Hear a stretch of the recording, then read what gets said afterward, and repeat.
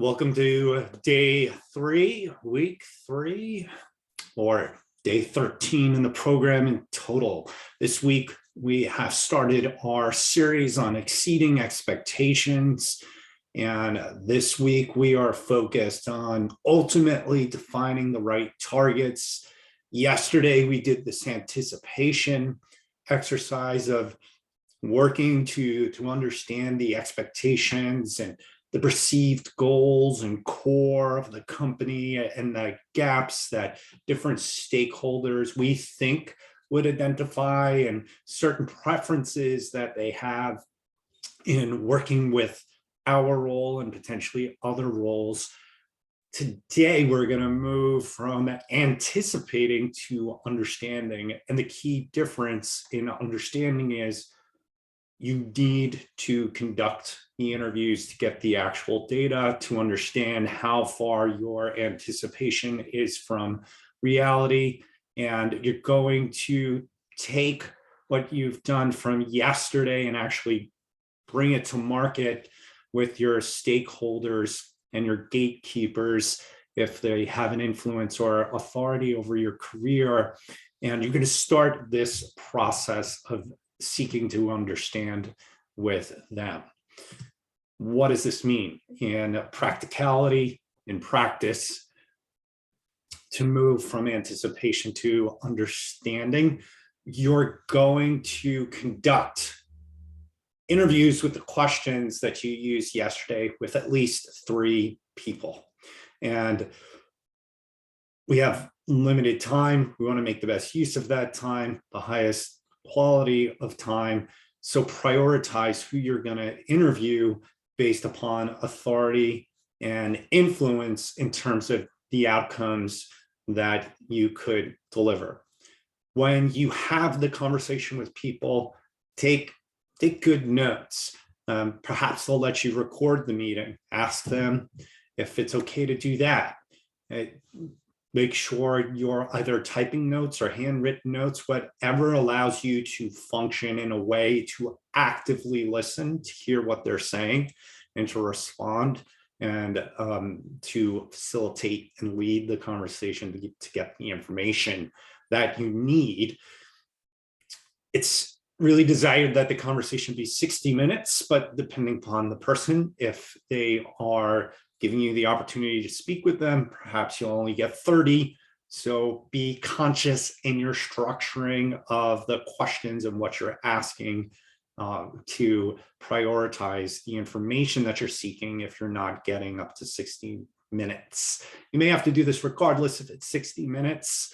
Sometimes certain interviewees will give you a lot of information, and don't feel like in that circumstance or in any circumstance that it's all about getting through all the questions and making sure you get every question answered. That is not the goal. Your goal is to get some great information to help you to define your targets that enable you to exceed expectations.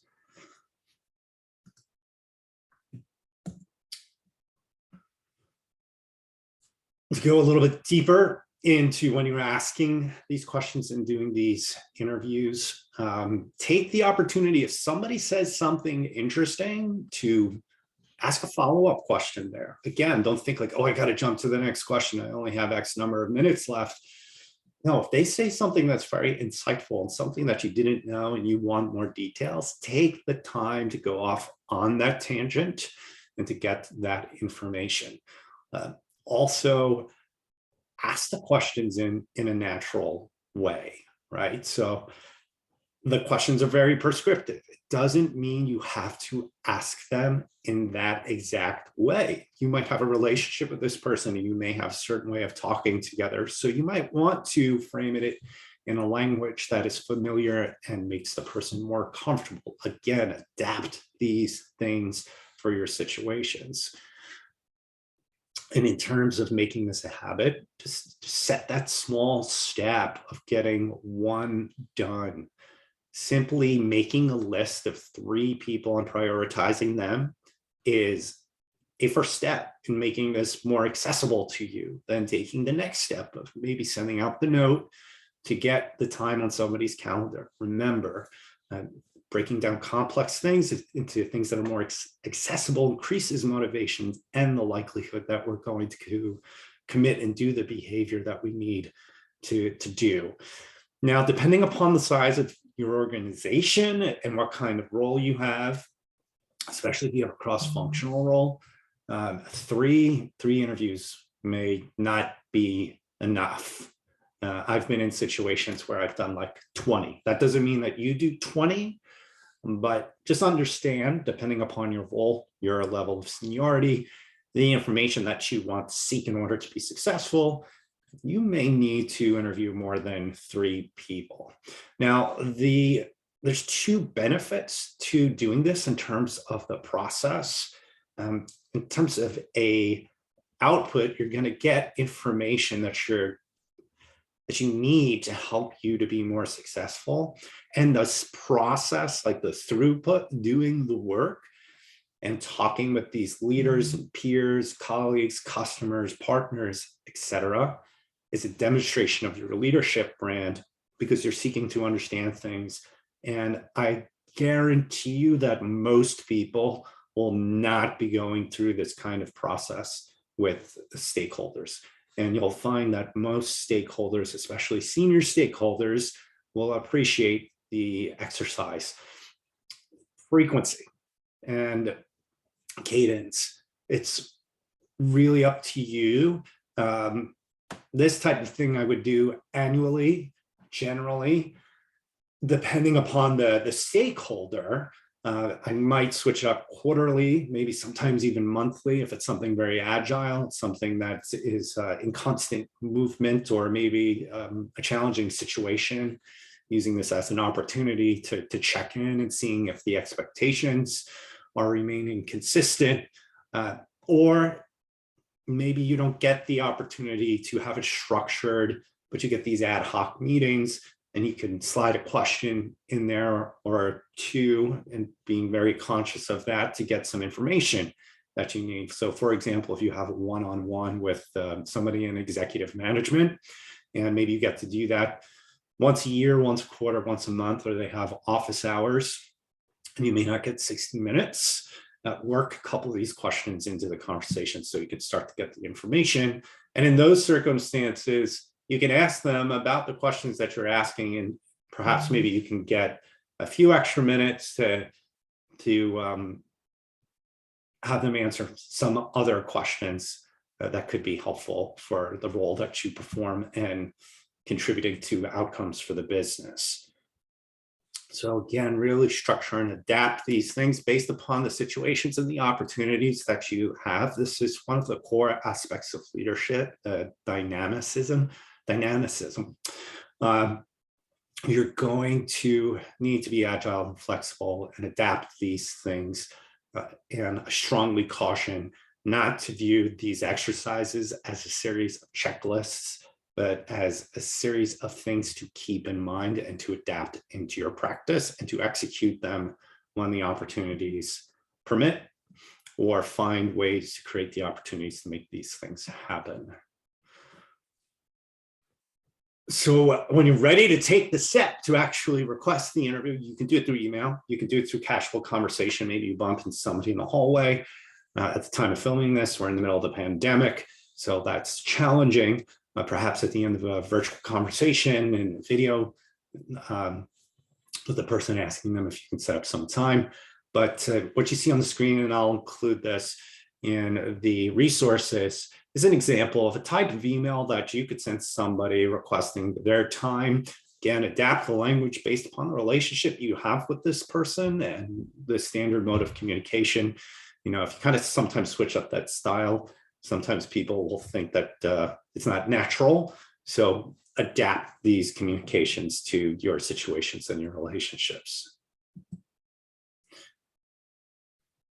Some additional thoughts as you're thinking about, and you're in the middle of doing these interviews. Again, the goal is not to ask all the questions. It's to get the information that's going to help you to be successful, right? And take the time to go off on those tangents if somebody is saying something insightful and that can really help you and help them. Also, there might be a certain level of willingness. Some stakeholders, when you ask certain questions, you may get a sense of like, okay, I need to stop here, there. I think this is the amount of information that they can give me. Either maybe there's some type of policy, or just they can't go into great detail. Maybe there's a certain change management exercise coming up. Just be very conscious, and just, you could also ask, are you able to give more detail on this question? If not, I totally understand. You have to facilitate the conversation. This means to lead the conversation. I talked about these tangents and delving in and getting more insights, and also monitoring the time, and reordering the questions, or maybe putting a new question in.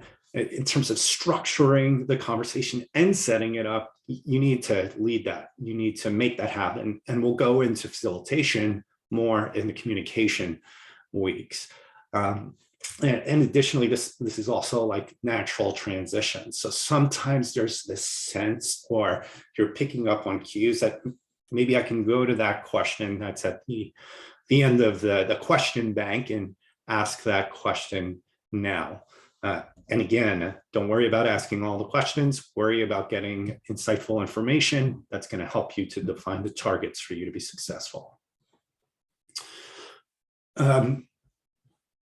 Some other cues to look for in the conversation: if you're noticing that the responses are similar and maybe some of the nuances of the questions are not being picked up upon, that can mean, like, from a qualitative research standpoint, you are starting to hit saturation on certain questions, meaning you won't get any more additional detail beyond what the person is giving you in a certain area. Be conscious of that. Move on, right? You want to optimize the time that you have, both quantity and quality of that. And think of yourself as like an investigator.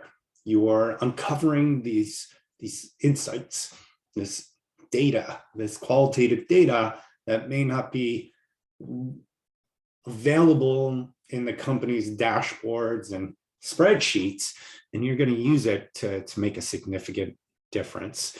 Conversational. Just be careful.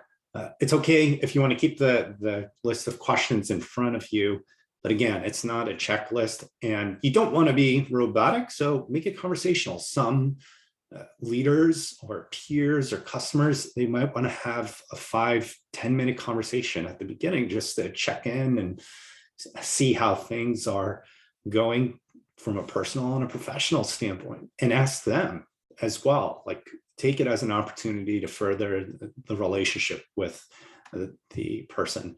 Again, change the wording of the questions if it doesn't meet the normal tone of the conversation that you would have with somebody, or just make a conscious effort to say, hey, I'm going to start to ask you some questions right now, so that there's just this segue to this more formal part of the conversation. But you need to adapt that and adjust that based upon your relationships and the situation. And one thing that you should not change, the big thing, is many of the questions, remember, are structured on the role, not you, the individual. And we're structuring on the role because we want to give the person the freedom to give honest and transparent feedback on the expectations and the exceeding of expectations for your role. And this helps you to set those targets for creating those opportunities for yourself and the business to get those exemplary outcomes that we're seeking to do so on a consistent basis. So sometimes I get this question, well, why can't I take this as an opportunity to get personal feedback?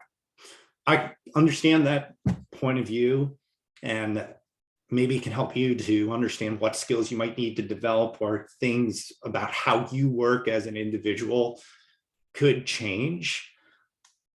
I really would recommend not doing that in these conversations, because you're going to be speaking with people that maybe you don't necessarily have a strong relationship with, and maybe you haven't done a lot of work with them, but they are a stakeholder. So number one, the feedback may not be that valuable.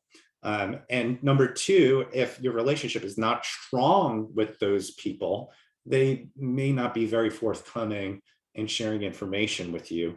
And I highly recommend that if you are seeking this more individual feedback in terms of your performance, your prior performance, not the forecasting of meeting expectations and exceeding expectations in the future for your role from all different types of stakeholders, then if your company offers it, consider a 360 assessment. This is an opportunity, I'm sure you might be aware, where an independent third party comes in. They usually run surveys and questions, and they synthesize the information. Sometimes they do interviews as well, and they give you a report. And often there is a coach that helps you to adjust to the feedback as you as an individual. So I highly recommend not doing this in this process. All right, that covers today's content. Tomorrow, we will start to focus on synthesizing the information that you've gathered.